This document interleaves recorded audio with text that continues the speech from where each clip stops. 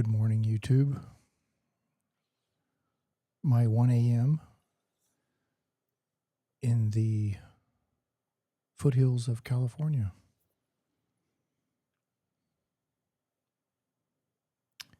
So tonight I wanted to introduce a special sculpture along with some commentary. I'll switch back over to this full screen when I get through introducing this piece. What makes it special is it's the first large-scale pewter piece that I cast.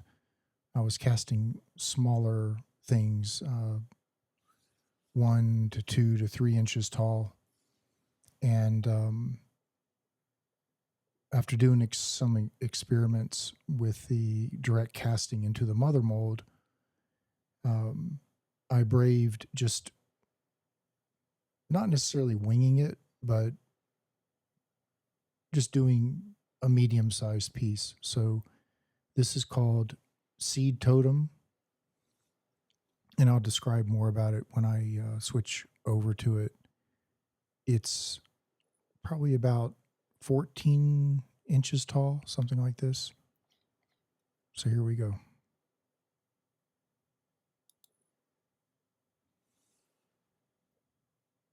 So this piece I did, I think, around 2020, maybe 2021.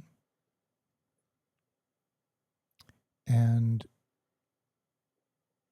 it consists of mostly sunflower seeds. So the original was a conical shape. I believe I got a styrofoam shape from a local hobby store. And I began attaching sunflower seeds to it. So those are all sunflower seeds, and it's sitting on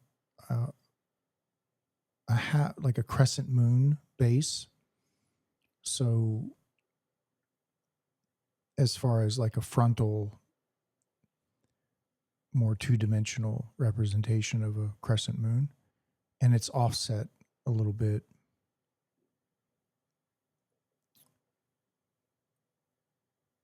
I like just juxtaposing things from time to time.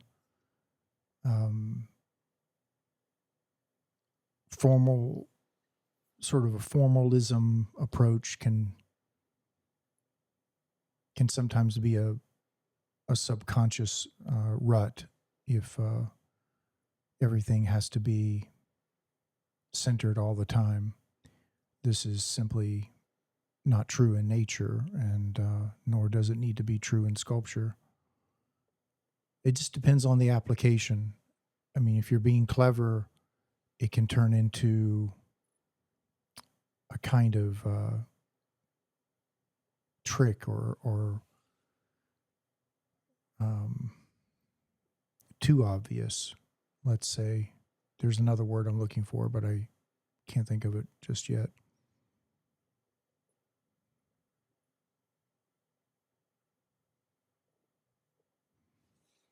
So this piece is hollow, but it's pretty thick, so it probably weighs about 20 pounds. And it has a little bit of a Mayan vibe as far as the skull and the headdress. But I see this as like a magical implement of sorts, or a ritualistic, totemic object. At the time, there was no specific ambition or aim in mind. I just knew that they needed to be sunflower seeds, and the composition came together, and it felt like it made sense. Sometimes sense comes about, but there's no literature after the word or the feeling. And I like that. It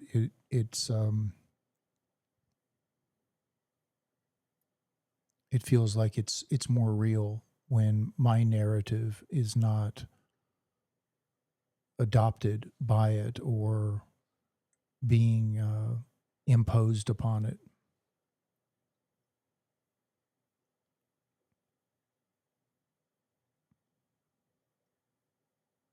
So in a way, I prefer watching a sculpture make itself with my help versus the other way around.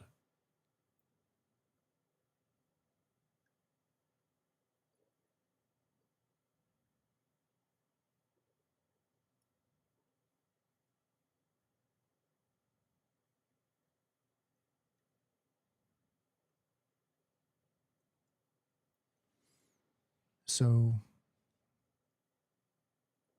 there's going to be a longer discussion around this piece, the process, some repetitiveness around the description, but mainly the process.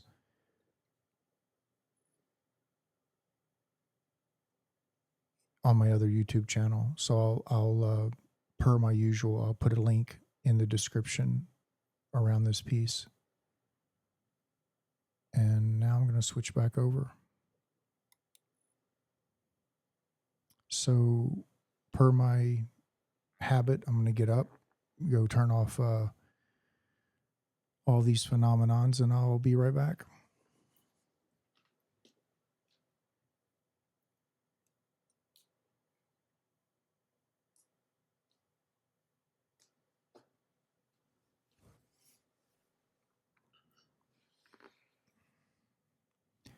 So I wanted to make a video tonight because I didn't want the day to go to waste as far as keeping my intention on presenting material and offerings up on my platform. So I pushed things a little bit tonight because I was fooling around with trying to create a YouTube short and getting a vertical format figured out and video settings and ISOs and lighting. And this went on for maybe 2 or 3 hours and to no avail. I mean, I got the video created, but I later found out that you can't really create a YouTube short from scratch per se, like create a 60-second video and then upload it as a short. You have to upload a full video and then go into the editing and choose your shorts, which may be a little difficult with a shared screen. So I still haven't figured out how that's all going to happen, but I will figure it out.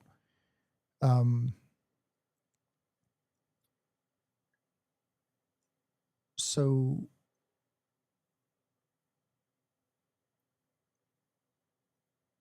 I'm going to stray off a little bit tonight and get into some behind the curtains observations I've made. And this is coming from like a composite collection of things I've been observing most of my life. That there's this whole sort of plane of existence, let's say, psychologically, emotionally, that is in between two human beings. And I think also humans and other sentient beings, whether it be a house plant or a pet or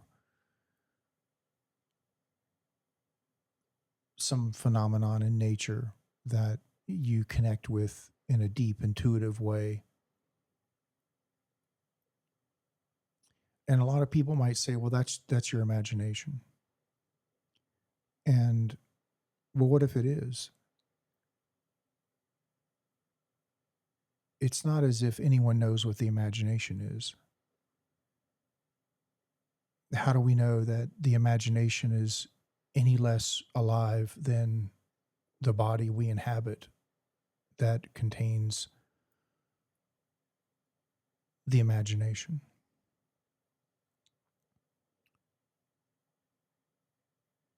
What if the imagination is a body unto itself, older than the one we're in? And it comes with us. It's a part of us. It's an aspect, a undying ratio of sorts. It's something to think about, because oftentimes people dismiss intuitive connections as fantasy, and yet it is fantasy.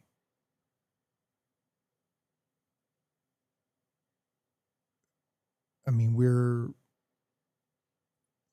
living beings pronouncing words out of a sack of bones and neurons and cartilage, central nervous system,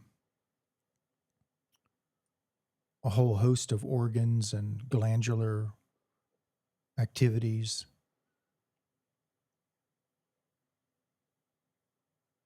That's fantasy. It's the dismissal that is not fantasy. That is something else.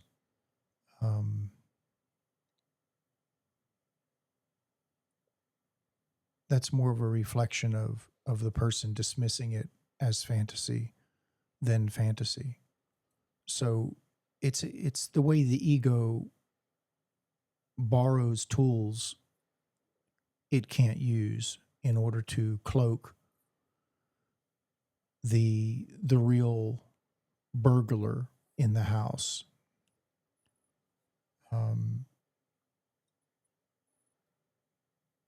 People may say, well, that's just your imagination. You take away the word imagination and you focus on that's just and your. Who's claiming you? Well, the listener, the critic.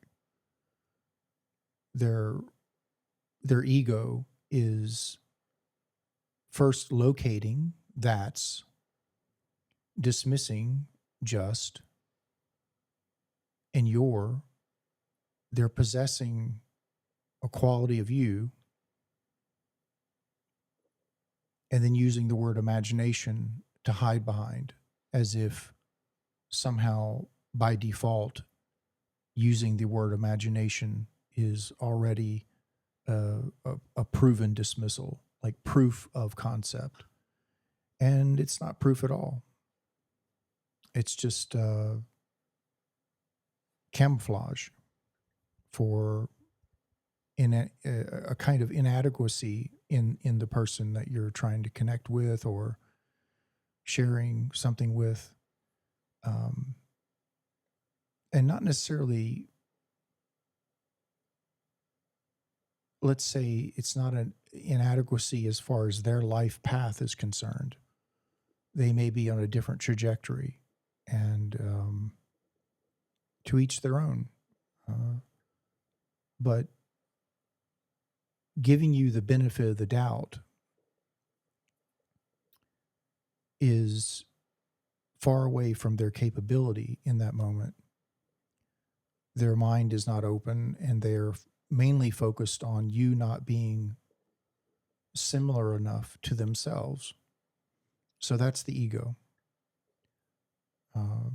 Compare, contrast, condemn.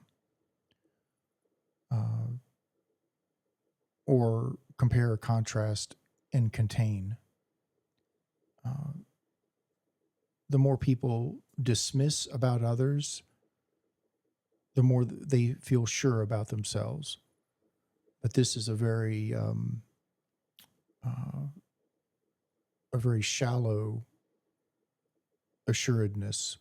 Um, if it was deep and dense, they'd only have to do it a few times, but they do it all the time. So that means they have to get their fix multiple times a day, which means it's very short-lived.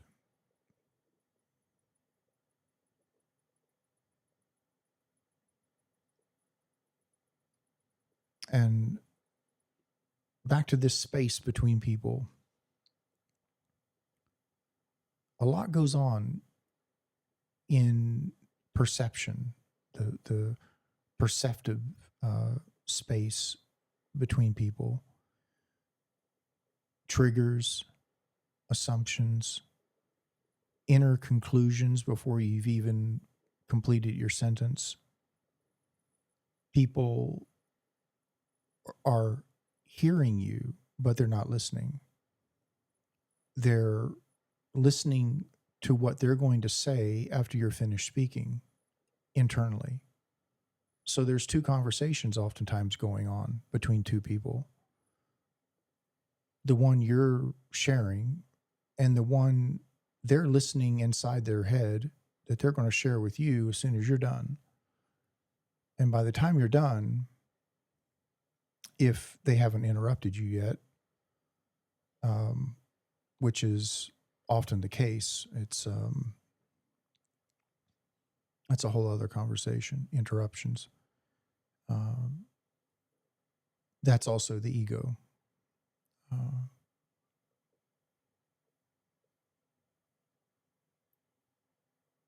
So in this space, someone's listening to the conversation they're going to have once you're finished. And as I said, by the time you're finished, they haven't heard or they haven't listened to what you've said. That means they don't understand because they're not listening. They're not processing. And so ultimately, they're only there competitively. It's not there for sharing or empathy or understanding, because for that, you have to keep your ego in check constantly in order to actually listen. That means that a huge part of your identity needs to disappear momentarily and be replaced by someone else's identity while you're witnessing it.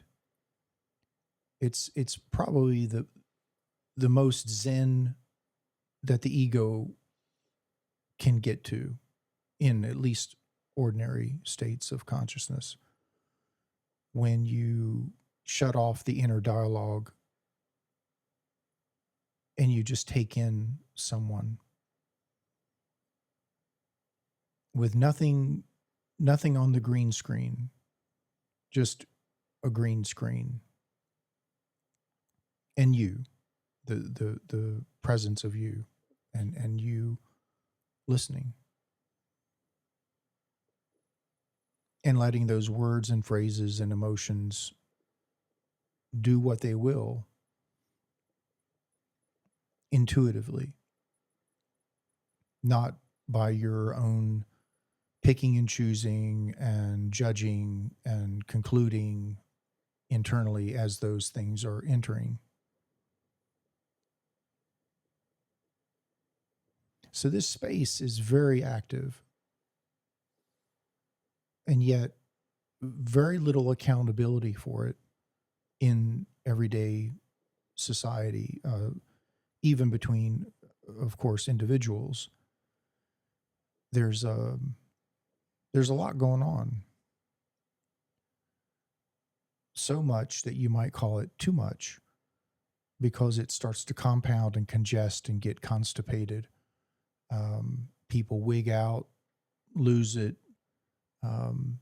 All sorts of things happen because we don't consciously or let's say we don't have pauses, conscientious pauses around this phenomenon, this area between us.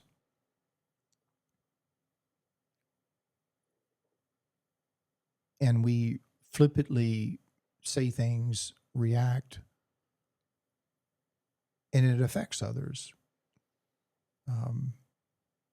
That old saying, fences make good neighbors. Well, why is that? Well, because that's what exists in lieu of understanding that space. If we understood that space better, there would be no fences. There would already be an understood boundary line. And it would exist simply because you know. You just know that, well, the distance between your house and someone else's house, half of that distance is yours and the other half is theirs. You don't need a fence. That is, if you don't have a dog. But I think you get the gist of what I'm saying, that fences, walls, all these things are symbols of a deficiency. And of course, you could say, well, security. And again, that would not be needed if that space was understood. But of course, all of society would have to change. And like in the jungle of the Amazon, people don't have walls and fences in a village. If somebody steals something, it's quickly figured out and dealt with. And when you're in the deep jungle of the Amazon, and trust me, I've been there, you don't want to get in trouble with your neighbors. You can't go anywhere. There's the Amazon jungle and there's the Amazon River. That's your two choices. And neither are really that great. Especially if you don't have a boat. So if you don't have a boat, you're done for. So of course, this is a very isolated example, but it's proof of concept in a very specific framework, in a very small framework. And I'm not saying that the same thing would happen with New York City. But what I'm getting at is that there's symbols out there in everyday life that show up in the third dimension because of deficiencies in the fourth. And for now, that's okay. That's what's needed. And training wheels before no training wheels. That's how things are.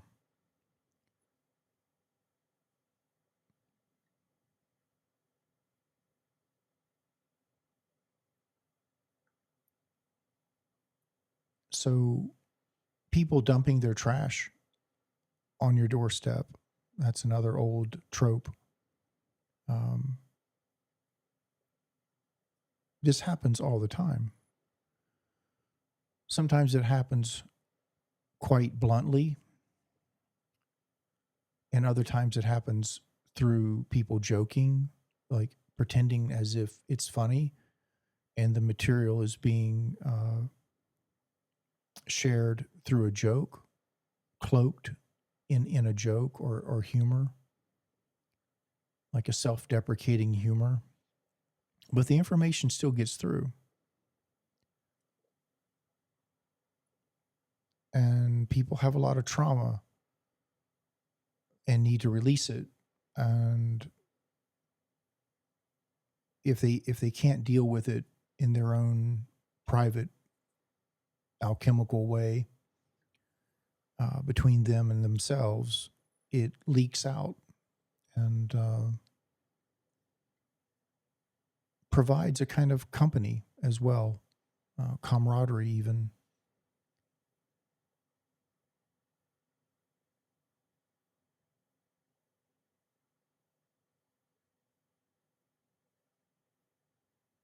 So quality of life is another to each his own. It's very mysterious what we prefer and what we can and can't do, what we want and know we could do, but can't yet, but aspire to. These are all very peculiar things because no one is on the same timeline. Not exactly. You can meet soulmates or people who are familiars, let's say, to yourself. But there's never an exact match. And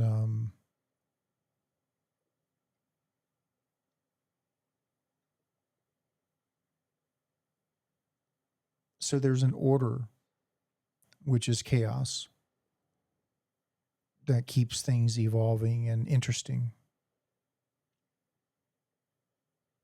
But there are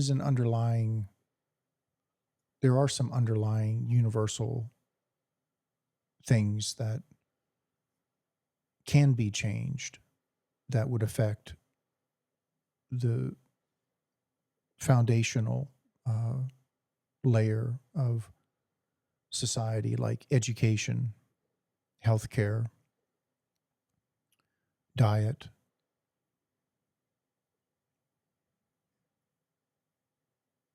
just base elements of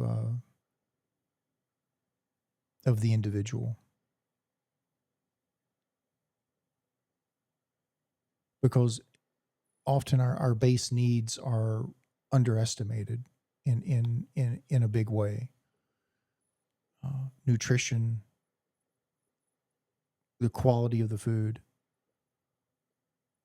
who makes it, knowing it's made with love versus getting it tossed to you from an open window into your car. There's an emotional signature with that food, whether you know it or not or acknowledge it.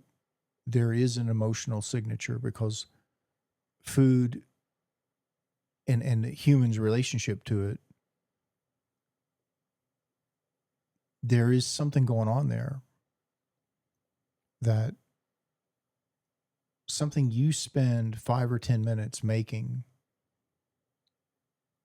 intentionally and you sit down and eat it, that is a totally different experience than Taco Bell.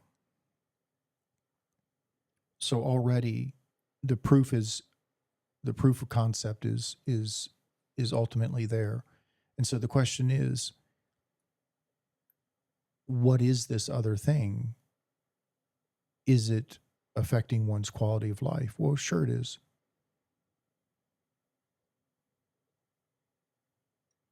And what does it imply? And what else does it enable and effect if you connect the dots?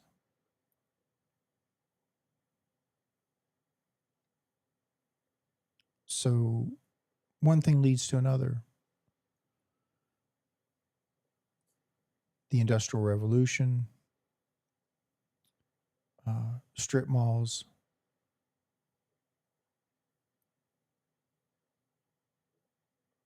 fast food, fast times, fast thinking, short attention span.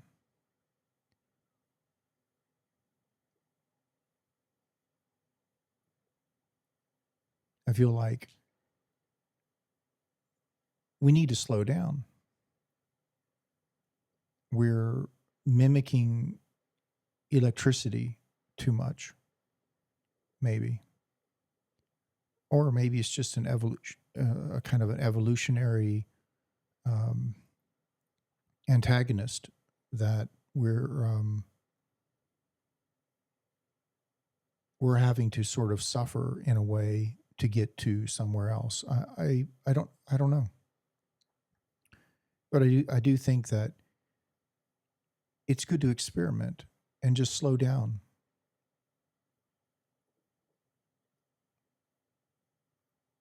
and pause and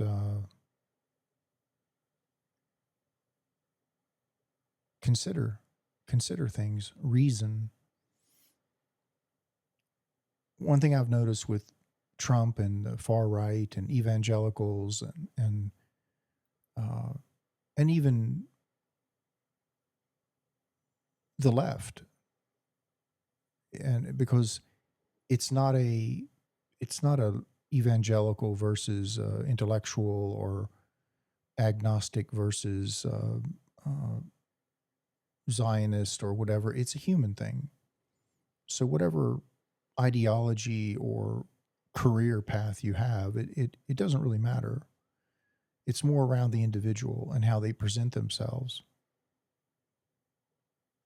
And people talk really fast.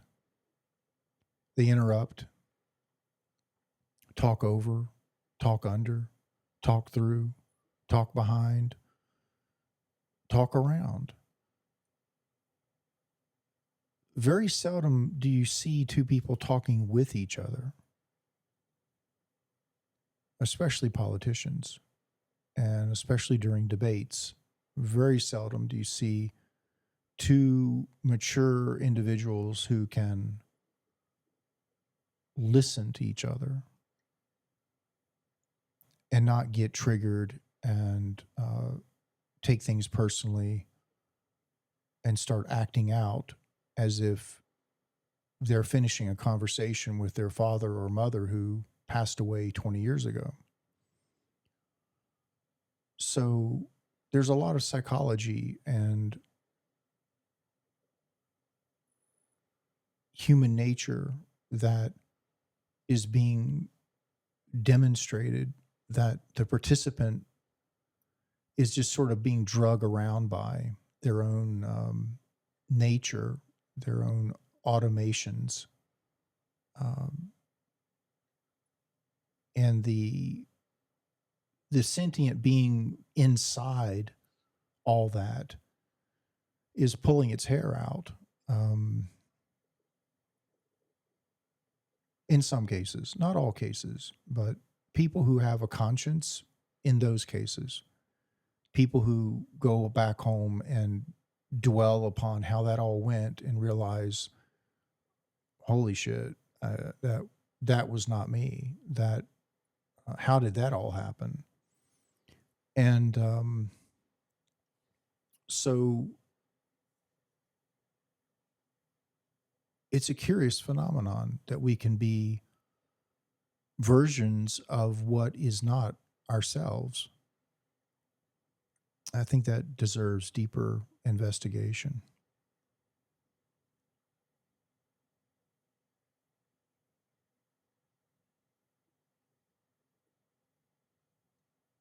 How that is and why. Both words would be kind of interchangeable in that context.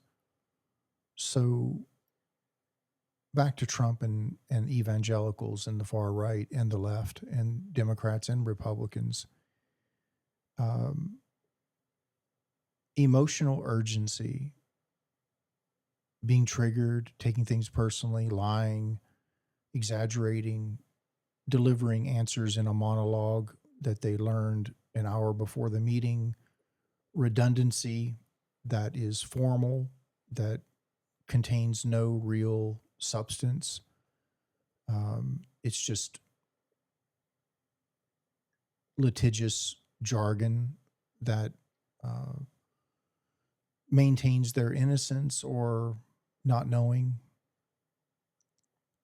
They're hiding behind something for the sake of creating plausible deniability. And people can feel that. And there you go again, the feeling of that. Children can feel it more so, but they're more specialized in character profiling versus nuanced vehicles of evasion that politicians use that are connected to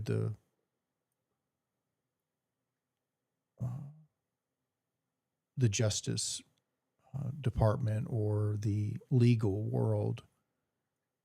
So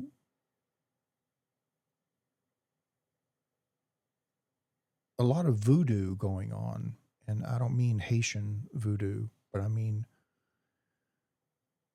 stuff that the individual doesn't seem to be aware of in the moment. Like if you trigger someone and they go off on a rampage of spouting out all sorts of accusations and definitions of what you meant, and they've basically summarized the end of your life before you're dead. Well, that's just nonsense. They did that for themselves, not for you. And if you confront them in the moment and you say, well, pardon me, but that's not what I meant, they'll say, well, yes, you did. I know that's what you meant. You can't tell me you didn't mean that because you couldn't have meant anything else. Hello? Are you okay? I mean, it's funny, but not in a comical way. It's jarring and kind of paranormal even when someone would rather live with their version of you than trust your word, especially if they've known you for a while.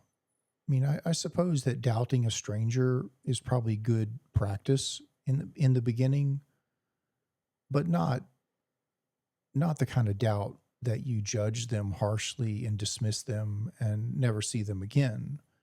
That is, if you want to see them again. There's better ways of saying goodbye to a stranger than judging them and giving them a version of themselves as if you're sort of a cult leader and you know them better than they do themselves. I mean, that's probably not the best way to go about things in general. And just in the sense of quality of life and just living with yourself, give strangers the benefit of the doubt. And if they don't push the right buttons, then let them go easy. They don't need to be put up on a cross and paraded in front of the ancient ruins of the Roman Colosseum. So ultimately, there's magic going on in this emotional trigger assumption field. Expectations. There's another good one. That's in that field. Expectations, projections, transference, assumptions, doubt, fear, interruptions, triggering, um, not listening,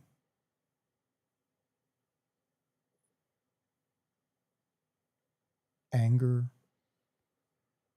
People will project an emotion onto the conversation as well. That's another big one. Rather than there being just simply neutral ground, they will interject an emotion: anger, resentment, revenge,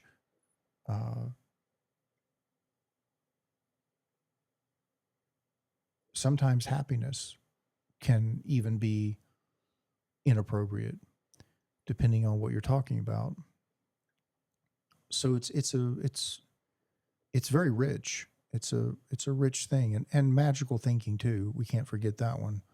That's always a peculiar one where people will say profound things in order to deflect going deeper, like everything is bliss. Well, no, it's not. I mean,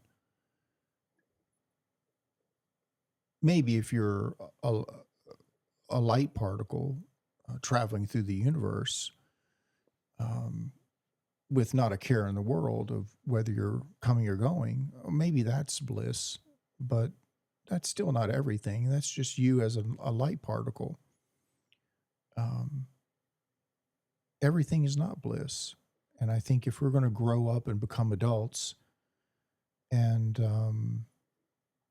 even perhaps evolve from that point, there's certain base principles that we need to figure out and at least acknowledge. If we can't practice these things, these aspects inside of ourselves, well, okay, that's okay. I mean, but at least acknowledge that they exist and let them loiter without calling the police for no good reason. I mean, if they want to loiter and fool around down at the abandoned tennis court, then what's the big deal? I mean, you live in a soundproof house with a 16-foot fence and Rottweilers, crocodile pool, drawbridge. What's the big deal? You know? So, and again, you know, it's,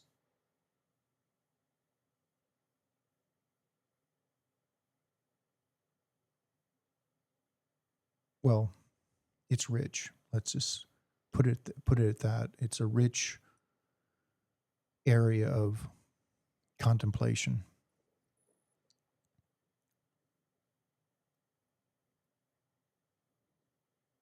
So you can see oftentimes if you take a conversation, let's say on YouTube, a debate, and you just turn the volume all the way down and you watch the body language and especially the facial expressions, but oftentimes hands will tell a lot too. Often the hands are like a third party in the room no one's talking about. And you can see a lot about this field when the volume is muted and you just watch facial expressions and body language. There's a whole layer of existence there, possibly bigger and more defined than the physical layer. It could very well be that we're just a shadow of that layer.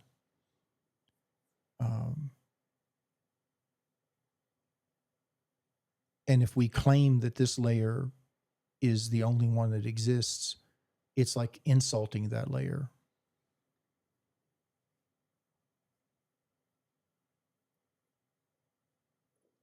And I use that word insult loosely, not as if that layer has an ego that can be insulted. But it does have a nature and laws. And the law of a stairwell is that you either walk up it or you walk down it. You try to roll down it, and you're most likely not going to walk back up it or back down it for a long time.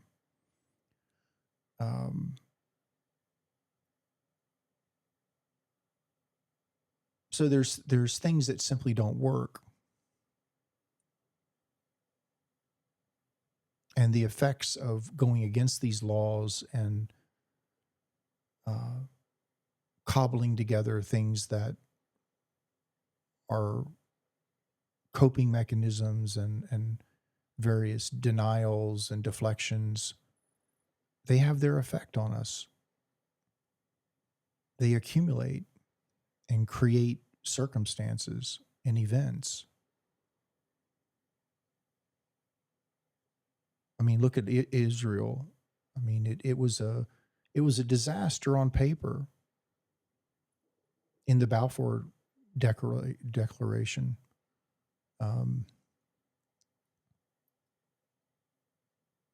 Theodore Herzl was in many ways a psychopath. I mean, the whole idea that there's going to be a nation state built on the bones of the innocent and maintained by constantly adding to that bone pile in the real world, literally adding to the bone pile. That whole project was a really bad pipe dream. And yet it has been propped up and sold and marketed it as otherwise, and yet it has always remained the same, a bad idea. And you can't change a bad idea. Once it's bad, there's no way of rehabilitating it without returning to the beginning and starting all over again. I mean, it's like a tree. If a tree has genetic disease, or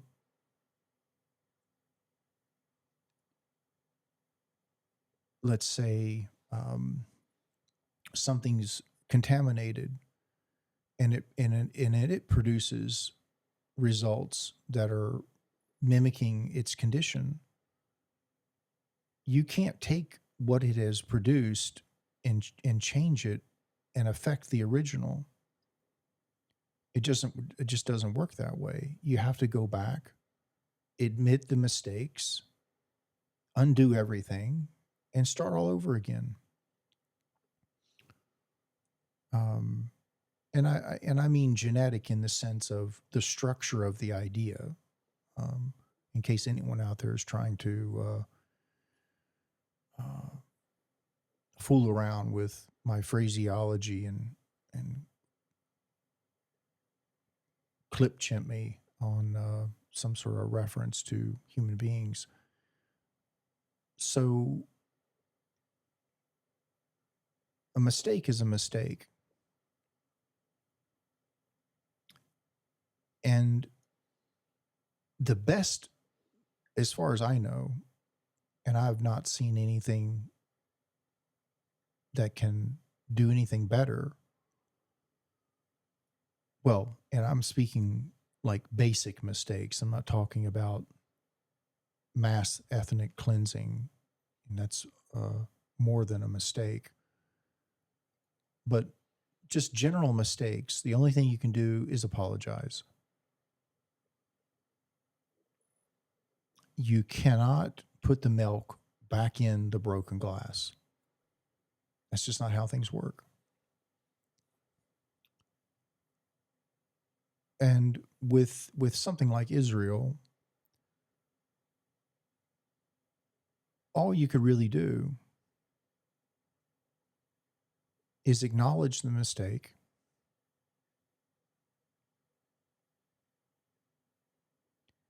bring in new leadership that has nothing to do with religion, that is completely neutral, psychologists, psychiatrists, social workers, health providers, scholars, sincere men and women of the humanitarian, humanities is the word I was looking for. It's getting late. It's like 2:00 in the morning here. Hardcore elders come in and restructure everything.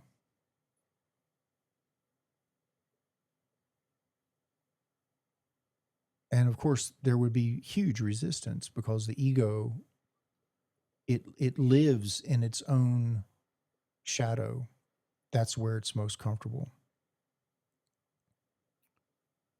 And Israel is a symbol of a collective shadow that has not been processed by that culture. That identity that folks choose to identify with. So that's it for another time, another conversation. But it is interesting that the psyche is a chameleon. You can be Irish and identify as an Atlantean or a non-binary alien consciousness. Like it's a very peculiar situation down here. You can be atheist and then a born-again Christian. A Christian, and then suddenly you're Jewish. A Jewish Roman. A Roman Nazi. There's all kinds of stuff going on down here where people will just completely flip, and one day they're one thing and another day they're the next, and they're never the same again. And sometimes people simply go blank. They get the blue screen and they're not anything. That takes a very special circumstance, but it happens. Generally speaking, I mean, I know there's deeper, more nuanced details around that, but the psyche is a peculiar phenomenon. So when people choose a culture or a belief system or an ideology to identify with, all that baggage is dropped in their lap. All the mythologies, beliefs, rules and regulations, dogma, ideological judgments, all that stuff is theirs to own one way or the other. It's up to them to collect it and parse through it. But once they're committed, you've signed up for something. So that's how visceral things are down here. That you asked for it, you got it. There it is.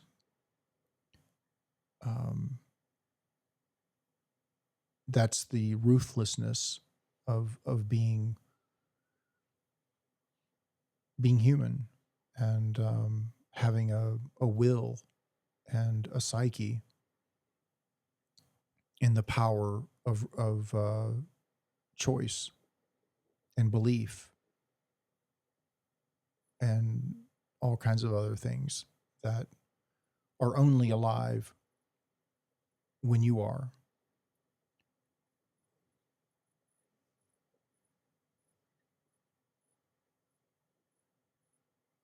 So I think that's pretty much what I wanted to get at tonight. A lot that I didn't want to get at that came up anyway, and that's okay. Lots of seeds from the seed totem, let's say. And thank you for sticking with me here tonight, whoever you are, wherever you are. Please like and subscribe. Share the channel. Feel free to leave a comment or a question. And until we meet again, good night.